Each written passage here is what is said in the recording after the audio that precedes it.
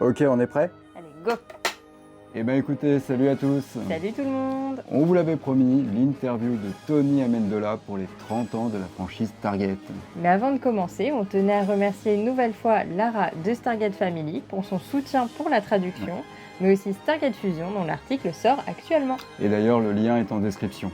Écoutez, sans plus attendre, on vous souhaite un bon visionnage. 9 take 5, marker.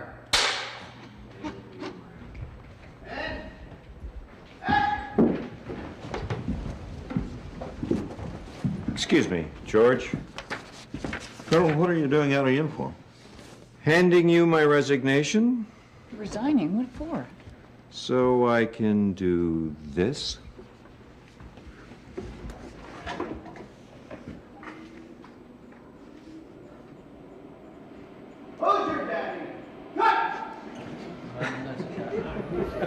Hey! Get out of our bed!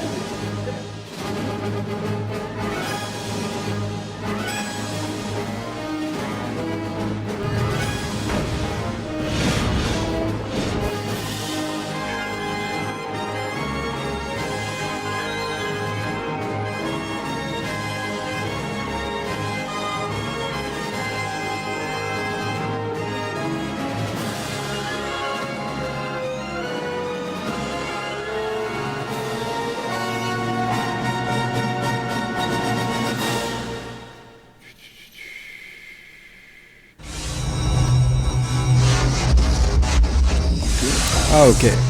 Ok, Ciao Tony, Ciao. come stai? how are you? Bene, molto bene, grazie. So, hello, my name is Lara. I will be the one doing the translating for this interview today. Oh, I'm so sorry for you. No need to be. I'm happy to be here. Okay. So first, Marco will start by presenting you to the audience. French. Bah écoutez, nous sommes avec Tony Amendola, connu notamment pour son rôle de Bratak dans Stargate SG1. Mais Tony n'est pas que ça. Avant de commencer, Tony, je tiens à vous dire que vous faites partie de ces acteurs intergénérationnels. On vous a connu à la télé cathodique dans les années 80, dans le cinéma et aujourd'hui dans le monde digital. So, hello, Tony. We are happy to welcome you here. So, we'll come back at the start of your career up to the 30 years of the Stargate saga. And before we start, we want to say that you were part of the intergenerational actors that were really well known in the 80s with the cathode ray TV up to right now in the cinema and the digital world, even in video games. So yeah, basically it's about my journey and a long-lasting, well, you know, it's easy in hindsight to think, oh, we all knew. And in fact, we didn't know, you know. And we were just very, very lucky. The show was good. It came at the right time. The people were wonderful, great creatives, you know, Brad Wright, so many people, you know, Cooper, etc., you know, and the actors. But also, one other thing that was a big deal, I think, because when I first did my first episode and went to watch it, it was on Showtime, which was a premium channel in the United States, sort of like HBO. It still exists. But then, you know, a good audience at the time would not be very many people because it was a premium channel. But then the Sci-Fi Channel hit, and there was a perfect synchronicity between the show was ready. It had run a couple of 3 seasons, and it was ready to jump right onto the Sci-Fi Channel, which was, you know, just beginning then. There was something in the United States called Sci-Fi Friday, quite popular. And so we were blessed by that. And also, I'm always amazed that fans and people think that we knew this was going to be a great thing. No one ever knows. And we're lucky that it was. And I'm certainly lucky to have been a part of it. and it's always wonderful to travel, to get to see people, to see friends, to see the intergenerational nature of the show, which is so important, to see parents with their kids, and then 10 years later, 15 years later, to see parents with their kids and the grandkids, and that's one of my favorite things. So I'm very pleased to have been part of Stargate. So, that's a long. Sorry, I need to make my answers shorter. It's all right. I will try my best to do your best tell it all to everyone. Edit it all. Edit it. Yeah, don't worry. Donc, au début, tout le monde pensait, on savait que ce serait un très bon show, etc. Mais en fait, ils ne savaient pas quand ils se sont lancés avec Brad Wright et Jonathan Cooper Glasser. et Jonathan Glasser. Ils savaient pas si le Robert show Cooper ça allait too. marcher. Yes. Yeah. Robert Cooper too. Oui, Yeah. avec Okay. Robert Cooper aussi. Ils savaient pas si ça allait marcher. Et Ouais. quand ils ont lancé le premier épisode, qu'ils l'ont regardé, au début c'était un peu tout seul. Et quand on a un bon public, Yes. on sait pas vraiment si ça a marché. Et il y avait un truc aux États-Unis, c'était le vendredi science-fiction. Et ça, c'était génial. Et c'était vraiment le début de la science-fiction. Et c'est ça qui les a vraiment impressionnés. C'est que personne ne savait si ça allait marcher. Et ça a très bien marché. Et ils trouvent ça génial qu'une série comme celle-ci puisse être intergénérationnelle, qu'on voit d'abord les parents qui montrent ça à leurs enfants, qui montrent ça plus tard à leurs petits-enfants. Et c'est ça qui était vraiment génial. Ok. Thanks, Tony. For sure. Première question. Est-ce que le fait d'avoir commencé votre carrière aux côtés de Peter Falk, Terry Hatcher ou encore Anthony Hopkins vous a permis d'apprendre plus rapidement le métier d'acteur? Okay, so first question.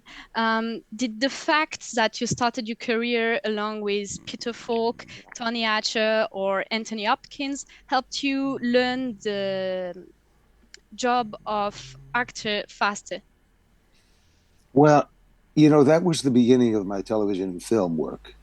But actually, I didn't come to Los Angeles until I was nearly 40, because my dream was to be an actor, and the world I imagined was a theatrical world. So I spent 15 years in repertory theater, which was, for me, very, very beneficial, and because I never was coming to LA to sell or to invite people to use my youth and my beauty. It was always, I was always, quote unquote, a character actor.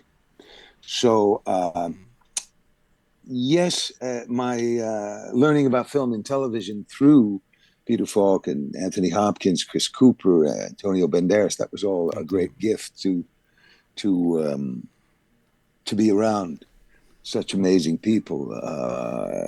But I was, I was an established actor within the theater before then, with many, exclusively in classical stuff, a lot of Shakespeare, a lot of Chekhov, Ibsen, Strindberg, David Mamet, serious plays. And then I came to LA because basically I came because I knew I was at that time, a 20th century actor. And I knew I had to make peace with media, with TV, with film, with other areas. I never believed in the notion, and it's not uncommon, of theater actors feeling superior to film and television actors, feeling, the theater is pure and all those things. And, you can make an argument for that. But if you want to talk about where the talent is, and you dismiss film and television actors, frankly, you don't know what you're talking about. Because you haven't been down there, you haven't really been in New York or in LA, because and this is getting to be a long answer too. I would tell my theater friends, because I'd continue doing theater, as they talk about the banality and the lack of talent and all the stuff in LA, and of course I was scratching at LA and a career there. I'd wait a week or two and then ask him what were the formulative actors and acting roles that really shaped them. Invariably, they were films. They were not the theater. You know, it was Marlon Brando in The Godfather. It was, take your pick. You go right through. It was Robert De Niro in this. It was so, and I say, aha, isn't that interesting? You don't quote a single stage play. So I feel very pleased to have my foot in both worlds, and I continue to do stage when I can. Ok. It's good. Sorry, Bon chance. I'm Bon taking my chance. All right. So, donc tout d'abord, il n'a pas forcément commencé sa carrière à Los Angeles. Oui. Il n'est pas allé à Los Angeles avant ses 40 ans. Ok. Être acteur, c'était son rêve, mais il a commencé par faire du théâtre. Et ça l'a beaucoup aidé, puisqu'il n'est pas venu pour vendre sa jeunesse ou son talent. Il est venu pour vraiment jouer son personnage. Et oui, jouer avec d'autres acteurs aussi connus, ça a été un cadeau pour lui. C'est vraiment aidé. Mais il était déjà acteur dans des pièces, notamment du Shakespeare. Yes. Et quand il est venu à Los Angeles, c'était pour dire, oui, je suis un acteur du XXe siècle. C'était pour faire sa paix avec les médias. D'accord. Parce que pour lui, un acteur du théâtre, c'est en aucun cas supérieur à un acteur de film. Parce que si on cherche le talent et qu'on se dit le talent, il est dans le théâtre, sur la scène, et pas dans le théâtre, dans les films, c'est totalement faux. Et il disait à ses amis qui sont comédiens, du coup, qui font du théâtre, que pour vous, c'est quoi la formalité dans justement la comédie? Qui est-ce qui joue le mieux? Et ils ont commencé à citer des films tels que The Godfather, donc en français Le Parrain. Et là, il leur a dit « Oh, waouh, c'est étrange, vous voyez, vous nommez que des films. » Et donc, c'est ça qui était vraiment bien. Ok. Thanks, Tony.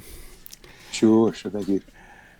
Question classique, mais essentielle. Tony, comment avez-vous rejoint en 1997 la saga Stargate? So, question, really classic one. How did you join the Stargate adventure in 1997? In 1997 was also the year I finished filming on The Mask of Zorro. I was there for 4 months in Mexico. And when I came back, Stargate was the first audition I had. I remember it vividly because I got the audition just before the 4th of July, which is your Bastille Day, right? So I had to spend time working on the script. And the only thing that struck me, I had seen the movie and enjoyed it, but what struck me about the whole thing was that it was shooting in Vancouver. And my wife and I had, had our first trip together through Canada, and we loved Vancouver so much. So what I was excited about was to go to Vancouver. Now, to understand how the industry works, I prepared and I believe did a good audition. However, I was coming off a major film. It hadn't been released. So that's always a very special time. So to be hired, it seems to me it's almost easier to be hired because people think, oh, the casting says, he just came off of, she just finished this. And so the producers get interested. They feel they can get more value for the money. And because of that, it happened. And boy, was I lucky that it did, because it changed my life. En 1997, c'est aussi l'année où ils ont terminé de filmer Le Masque de Zorro. Et donc, Stargate, c'était sa première audition après cela, le 4 juillet. Et il avait déjà aimé le film. Et ce qui l'avait vraiment marqué, c'est qu'en fait, c'était à Vancouver. Oui. Et il avait déjà été au Canada avec sa femme. Et il était très excité d'aller là-bas. Mais c'est un moment spécial puisqu'il venait de terminer de filmer un autre film qui n'était pas encore sorti. Et c'est vraiment, comme il disait, un moment spécial, puisqu'à ce moment-là, vous pouvez dire au producteur, ah, il vient juste de terminer de filmer ci, ou elle vient juste de finir de filmer ça. Et ils trouvent ça très intéressant parce qu'ils se disent, ah, cool, il a de l'expérience, on le prend. Et donc là-dessus, il a été vraiment très chanceux et ça a changé sa vie. Et puis, les casteurs ont fait un très bon choix en prenant Tony. Yeah. The casting member did a really good choice by choosing you. Thank you. Pour aller vite dans l'interview, je vais aller directement à la fin de la série, Lara. En 2007, Tony, c'est votre dernière apparition dans les lois de Talion. Et votre dernière phrase est pour Tilk, « Je te considère comme un fils ». Tu es le fils que je n'ai jamais eu. Je suis extrêmement fier de toi. Déjà, très belle fin pour votre personnage. Est-ce que vous aviez la même relation avec Christopher en dehors des plateaux? So we'll go right up to the end of the series. In 2007, it's the last apparition of your character in the episode called The Law of Talion. And your last sentence is for Tilk. I consider you as a son. First thing first, it's an amazing end for your character. And was your relation with the other actor as strong as it was in the series? You know, I have to say it was. And it was effortless. It was something understood from the first moment we got together. It was, you know, sometimes you spend a lot of time together, two actors trying to find out about each other. It can be really awkward. But for some reason with Chris, I arrived on set, I sought him out because I knew my role, the heart of my role was protection of that character. That was the most important thing to me. It was the protection and guidance of him. Because in our world, I believed he was the savior. He was the one who would bring freedom to our people. And so consequently, it was very important. You almost meet the actor for the first time and you decide, well, will I have to act? Or is the chemistry, is there a connection? And with Chris, there was an easy connection. It was very, very interesting. So yeah, I felt very, very close to Chris. So. Okay. Donc, right. Donc avec Christopher Judge, le lien s'est tout de suite fait. Il n'y a pas eu besoin de faire d'efforts parce qu'au premier moment où il l'a vu, il s'est dit « Ok, c'est lui ». Il le voyait avec son personnage de « Lui, je dois le protéger. Mon personnage pense que c'est lui le sauveur qui va sauver notre peuple. » Et on se dit « Est-ce que je vais vraiment avoir besoin de jouer ou est-ce que je vais réussir à avoir cette connexion ?» Et pour eux, la connexion, le lien a tout de suite été fait. La connexion était simple avec Christopher Judge. C'était pas un genre de ce moment où vous êtes obligé de laisser les acteurs passer du temps ensemble pour qu'ils s'entendent. Le lien a tout de suite été fait et donc oui, ils étaient proches.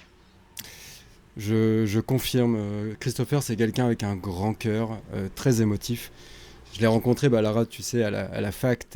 C'est au moment du décès de Louis Gossett Jr. et il était encore affecté par cette disparition. Il est très, très émotif.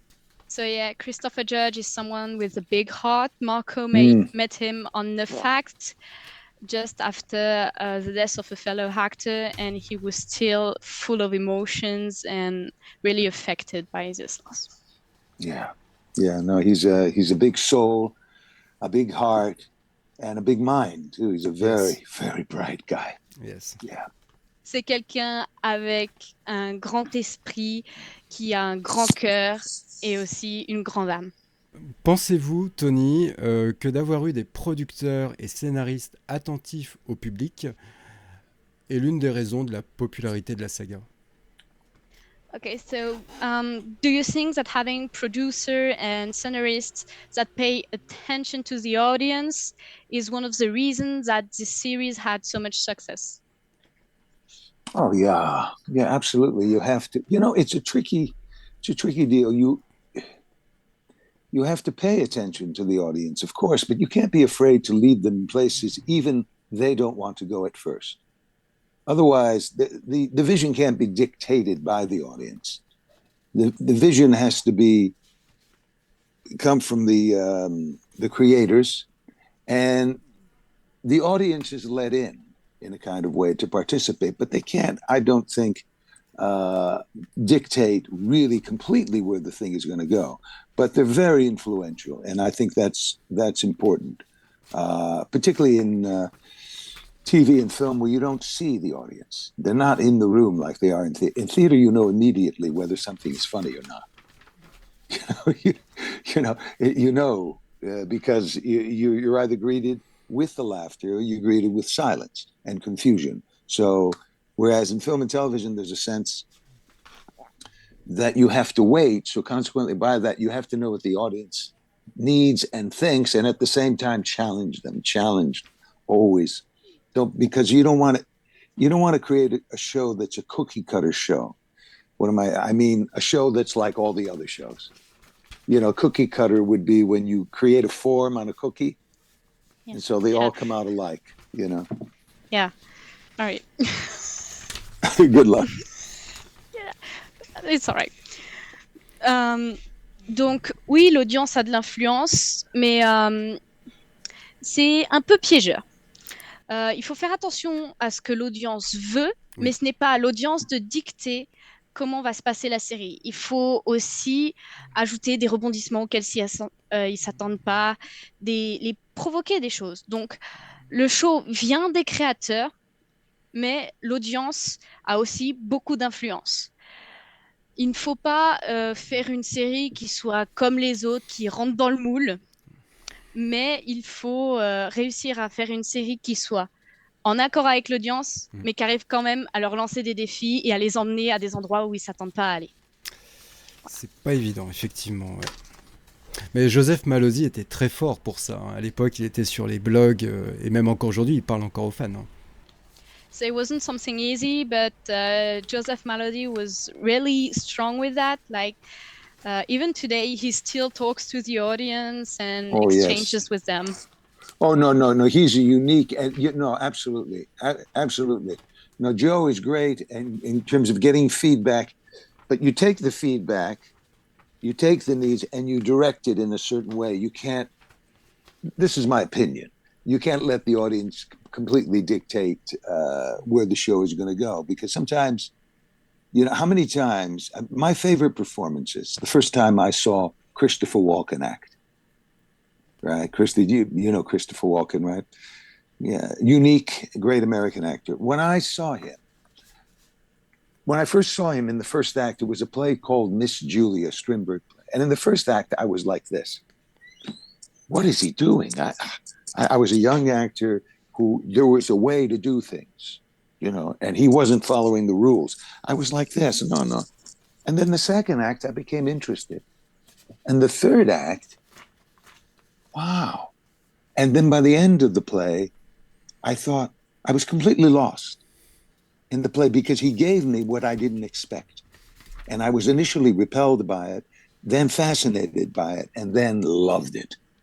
And I think that's the kind of journey you have to take an audience through, in my opinion. Okay. Can I just ask you the name of the play again? Because I didn't get it. Miss Julie. Miss Julie, all right. Yeah. Thank you. Sure. Ok.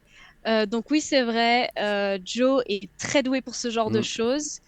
Et il prend ce que l'audience nous renvoie, les réponses, et il ne faut pas qu'il laisse ça dicter ce qu'il fait, et donc il le redirige pour faire ce qu'il veut. Et quelqu'un d'autre qui fait ça très bien, c'est Christopher Walken. Et dans la première pièce de théâtre qu'il est allé voir de ce comédien, qui s'appelait Miss Julia, au premier acte, il se demandait mais qu'est-ce qu'il fait? Il respectait pas les règles du théâtre classique.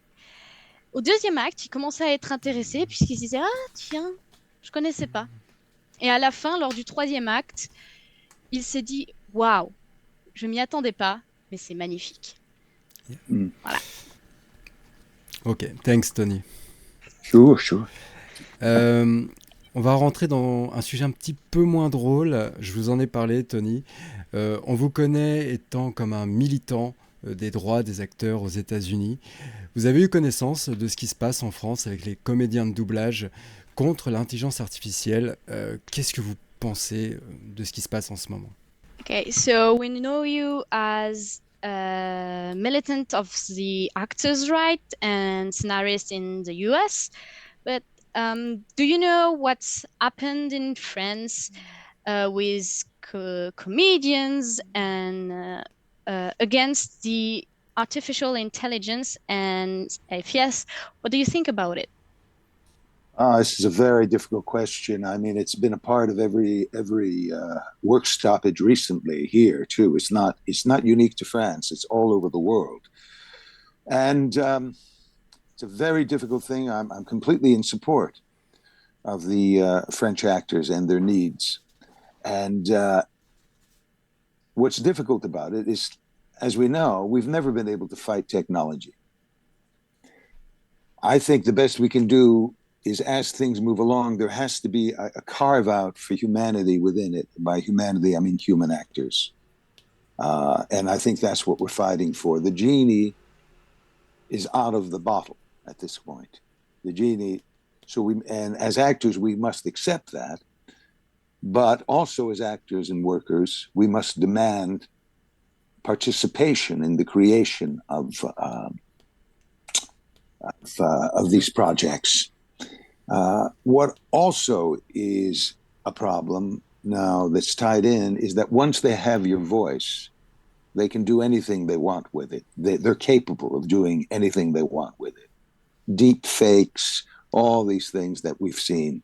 So the actor has to have some say in how his image and his voice is used, and period. Donc c'est une question très difficile et malheureusement, ça n'arrive pas qu'en France, ça arrive dans le monde entier. Et Tony est complètement pour aider à obtenir plus de droits pour les acteurs. Malheureusement, on sait qu'on ne peut pas combattre la technologie. Elle est là. Proverbe anglais, c'est le génie est hors de la bouteille. Donc c'est là, c'est maintenant. Et donc, il faut trouver un compromis. C'est-à-dire qu'il faut que ceux qui utilisent l'IA travaillent avec les acteurs pour trouver des droits en commun, puisque malheureusement, de nos jours, maintenant, une fois qu'ils ont votre voix, ils peuvent faire ce qu'ils veulent avec, que ce soit un spin-off, des deepfakes, on t'a entendu.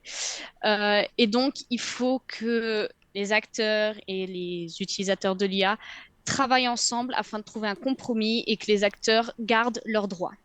Yeah, one other clarification. As good as video games and other AI creations are, I've never to this moment seen anything that in any way challenges the human face and the human voice. It's not there yet. Maybe it will be, but it's not there. Not now, not yet. Avec tout ce qu'on a vu dans les jeux vidéo ou autres contenus créés via l'IA, aussi bien que ça puisse être, on n'a encore rien trouvé qui pouvait entrer en rivalité avec l'humain en lui-même, avec sa voix, avec son visage, son personnage. Peut-être qu'on y arrivera un jour, mais c'est pas encore là aujourd'hui. Pas tout de suite. Il faut que ça reste humain, tout ça. All of this needs to stay human. Yes. Tony, j'ai demandé au public, j'ai dit que je vous recevais en interview, du coup je leur ai demandé de vous poser des questions. On en a sélectionné une, celle-là elle va vous plaire. Quelles sont vos envies et vos projets dans votre avenir artistique? Okay, so what would you like to do or what are your projects in your artistic future? A little bit of everything. I have some theater projects that are in the workshop stage, meaning they're being developed, although they're classic plays. One is Antigone. And I also have something during the pandemic. I did a one-person a short film about 30, 39, 37 minutes called Rough Magic. It's available online if you look for it. And it's about Shakespeare late in his life. So I have those things going. I love genre hopping. I've never been one to, you do Zorro, isn't that great? You did a little bit of historic fantasy and adventure. Oh, then you do Stargate, some science fiction. Then you do Dexter. I don't know what you'd call sort of thriller horror. Then you do Once Upon a Time, which is Disney sweetness.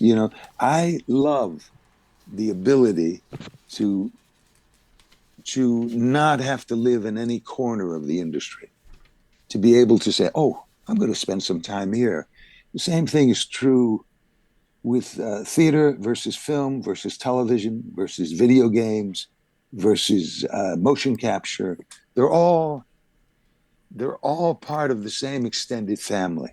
And they give me great pleasure to move from one to the other. It's like having relatives, one who has a house in the country, one who has a house at the sea, one who has a house in the mountains. So you visit around. Ok. J'ai bien aimé les réponses. Donc, il aime un peu tout prévu. Il y a encore des choses qui sont en cours de développement, telles qu'une pièce, donc en français Antigone, qui est un classique. Il a aussi un mini-film qui s'appelle Rough Magic, donc qui est disponible en ligne, qui raconte l'histoire de Shakespeare. Mais il aime bien le fait de pouvoir switcher entre différents genres, de pouvoir passer à du classique, de l'historique avec Zorro, de la science-fiction avec Stargate, du Disney avec Once Upon a Time. Yes. Et le fait de pouvoir switcher non seulement là-dessus, mais aussi switcher sur le type de média, de passer des jeux vidéo au téléfilm, au film, à la série.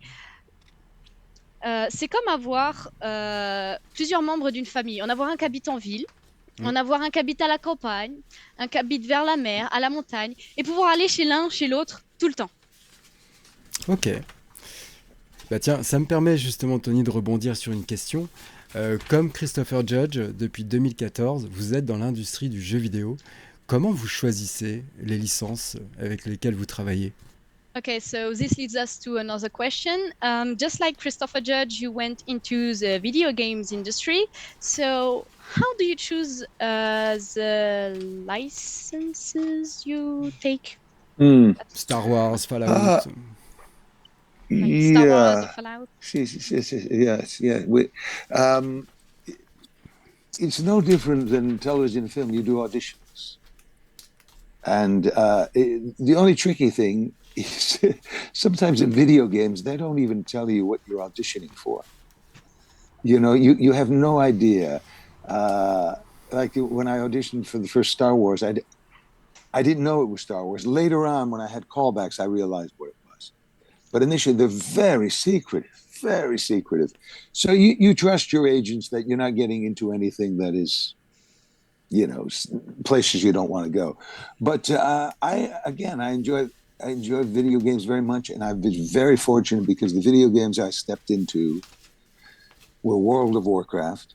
Yes. As Khadgar. That was the first one. That was my first voiceover audition. And, what's the other one? Of course, Cordova in Star Wars. And that's really tickled me because I thought, oh, there's from Jaffa to Jedi. That was my. J'y ai joué. And yeah. So great fun. And others, there have been some others, and video games are very interesting because lay people tend to think of video games as only for young people and being rather adventure and rather silly. No, I did a video game that's, it's based on Walden Pond. You know what Walden Pond is? Walden Pond is Thoreau's book about in 19th century New England finding himself in this small New England town. And so that video games can absorb anything. And so I'm very happy. And also, frankly, I looked at the landscape of what was going on in the entertainment industry, and I realized that video games are very important in that industry. So it would be foolish not to participate if you are able to. And I was able to, so worked out. Ok. Donc, en fait, pour rentrer dans l'univers des jeux vidéo, ce n'était pas si différent que ça du film. D'accord. Tout commence par une audition. Par contre, il y a un petit piège, c'est qu'on ne sait pas forcément pourquoi on auditionne. Par exemple, quand il a auditionné pour le jeu vidéo Star Wars, il a compris que c'était du Star Wars qu'une fois qu'on l'a rappelé. Ils gardent vraiment leur secret. Et donc là-dessus, faut compter sur son agent pour ne pas finir là où on veut pas finir. Et il a eu beaucoup de chance puisque pour son premier doublage de jeu vidéo, c'était dans World of Warcraft. Ouais.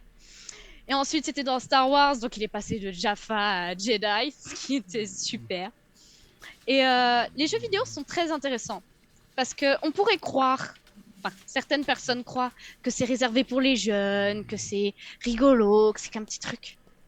Mais il y a certains jeux vidéo, tels que World of Pawn, qui en fait nous emmènent dans un univers où on s'y intéresse vraiment. Par exemple, c'est inspiré d'un livre. D'accord. Et ça nous permet de suivre ce personnage qui doit trouver son chemin à l'intérieur d'une ville et en même temps, il trouve qui il devient. Et il a regardé dans tout ce que c'était que l'industrie des médias, ce grand paysage. Et il s'est rendu compte que les jeux vidéo étaient très importants. Et donc, si on a la chance d'aller là-dedans, autant la saisir. Et il a eu cette chance, alors il l'a saisie. Ok. Thanks, Tony. Sure. On va arriver à la fin de l'interview. Tony, pour célébrer les 30 ans de la saga Stargate, est-ce que vous avez un mot pour la communauté francophone? To celebrate the 30 years of the Stargate community, do you have a word for the fandom and the audience? Just thank you. Merci. Just thank you for coming along on this journey and making the show popular and giving us such a great welcome when we've come to Paris and other places in France. I've been to Paris several times, Montpellier, Toulouse. Yes. Forgive me if I'm leaving anything out. And I've always had a wonderful, wonderful time. I just think the French fans are special, and I thank Stargate for giving me and giving the actors and the other creatives on the show a connection to people in another land, a common language. So thank you. Thanks. Yeah. Donc, ce qu'il veut surtout dire, c'est merci d'avoir rendu cette série populaire. Merci d'être là pour le show. Il est venu en France plusieurs fois à Paris, il est déjà venu à Montpellier, à Toulouse. Et c'est quelque chose de spécial. Les fans en France sont spéciaux. Et il veut aussi dire merci à Stargate, la série en elle-même ou le film, puisque ça a permis de connecter des gens du monde entier ensemble, d'avoir un langage commun. Voilà. Gladier, Tony. Voilà. De toute façon, Tony, vous êtes l'un de nos acteurs favoris. On aime la personne que vous êtes, et c'est pour ça que à Paris Manga, je vous avais remis ce trophée. À travers ça, on vous dit merci. Voilà. Okay. So we like you. You're an amazing actor, and that's why when he met you at the Paris Manga Sci-Fi Show, he gave you this trophy because you gave us so much with the Stargate series, and we really want to thank you for this. Yeah, I cherish it. I have it, and it's in a. You can't see it, but thank you, Marco. And no, really, it's my pleasure, and I hope it continues. I hope, there's always talk of movies and other things. I hope they happen, and I hope we get to revisit with each other over the years. 30 years is not bad, but let's try for 40. Okay. Donc, merci Marco, j'en prends bien soin. Là, on peut pas le voir, mais il est là-bas, quelque part. Merci, c'était très bien 30 ans, mais essayons d'aller jusqu'à 40. Pour terminer, Tony, je vous propose un petit quiz. Ça va durer 1 minute. C'est pour savoir un petit peu vos préférences. Okay, so to finish this, we have a little quiz, so it will be 1 minute long. So just to know what you prefer. Okay. Zat, Nictel, or lance Jaffa. That Nictel or Jaffa Spear? Which one do you prefer? Jaffa Spear. Ah, the Jaffa Spear. Lance Jaffa. Goa'uld ou Ori? Oh no. It's a horrible question. Which one do you prefer, or which one is the worst?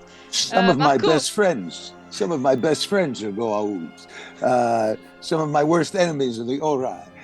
So I definitely say Goa'uld. Donc certains de ses meilleurs amis sont Goa'uld, certains de ses pires ennemis sont Ori. Donc bon, définitivement Goa'uld. Ok. Jack O'Neill or Tilk? Do you prefer Jack O'Neill or Teal'c? No. Si. No. This is choosing between children. Joker? No. Non, il peut pas choisir. C'est comme devoir choisir un favori entre des enfants. Absolutely Tilk. Teal'c, absolument. Ok. The last question. Star Trek or Star Wars?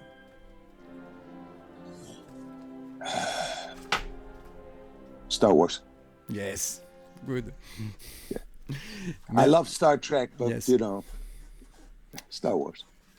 Some of my best friends are Trekkies. Some of the actors. I have many actor friends who have done a lot of Trek. So, yeah. But Star Wars. Star Wars. Beaucoup de ses meilleurs amis sont des acteurs dans Star Trek, des Trekkies. Mais non, Star Wars. C'est mieux. Oui, Robert Picardo, Marina Sirtis, il y en a plein après. Yeah. En tout cas, merci Tony, merci d'avoir pris du temps. Ça fait plus d'1 an qu'on avait prévu cette interview, je suis très content de vous avoir eu. Vous êtes quelqu'un qui a beaucoup compté, en tout cas pour nous, et merci beaucoup. So thank you, Tony. Really, thank you for coming. It's been more than a year that we planned this interview. Yes. And this is a lot for all of us. And we really want to thank you for that. Thank you very much. And I miss you all, and I hope to see you all again. Thank you. Ciao. Ciao. Grazie.